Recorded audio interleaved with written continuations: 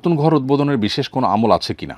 উত্তর হলো, আমরা যখন নতুন কোনো ঘরে উঠব, নতুন কোনো দোকান বা নতুন কোনো অফিসে উঠব, সেক্ষেত্রে সহিহ মুসলিমে খাওয়ালা বিনতে হাকিম রাদিয়াল্লাহু তাআলা আনহা বর্ণিত একটা হাদিস থেকে একটি আমলের কথা আমরা জানি। সেটি হলো নবী সাল্লাল্লাহু আলাইহি ওয়াসাল্লাম বলেছেন, তোমাদের কেউ যদি আ কোনো নতুন জায়গায় উঠে, তাহলে কোথাও কোনো নতুন জায়গায় গিয়ে উঠলে সে যেন পড়ে আউযু বিকালিমাতিল্লাহি তাম্মাতি মিন শাররি মা খালাক, আউযু বিকালিমাতিল্লাহি তাম্মাতি মিন শাররি মা খালাক। যার অর্থ হলো, আল্লাহ রাব্বুল আলামিন যত ক্ষতিকর বস্তু সৃষ্টি করেছেন সেগুলোর ক্ষতি থেকে আল্লাহর কাছে আমি আশ্রয় চাই।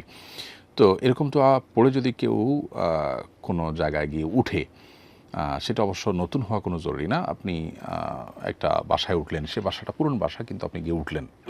আপনি একটা জায়গায় গেলেন, কোনো জায়গায় গিয়ে যখন কেউ উঠে, তখন সে এই দোয়া পাঠ করলে তার মাধ্যমে আল্লাহ রাব্বুল আলামিন তাকে যাবতীয় ক্ষয়ক্ষতি থেকে হেফাজতে রাখেন।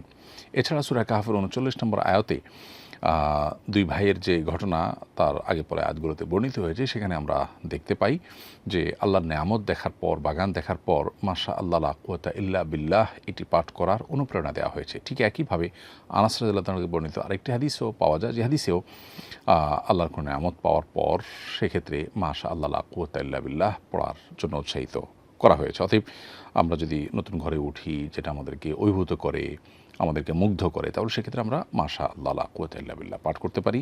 আর এই দোয়াটা পাঠ করতে পারি, আউযু বিকালিমাতিল্লাহি তাম্মাতি মিন শাররি মা খালাক, বিসমিল্লাহ বলে সেখানে প্রবেশ করব। এর বাইরে নতুন জায়গায় উঠলে মানুষ সাধারণত বিভিন্ন রকমের ভুরি ভোজ ইত্যাদি আয়োজন করে থাকেন, মেহমানদারি করেন আনন্দিত হয়ে। তো সেটা একান্ত মোবাহ কাজ, আর আমল হিসাবে এই দোয়া আল্লাহ তাআলার কাছে নিবেদন করা যেতে পারে।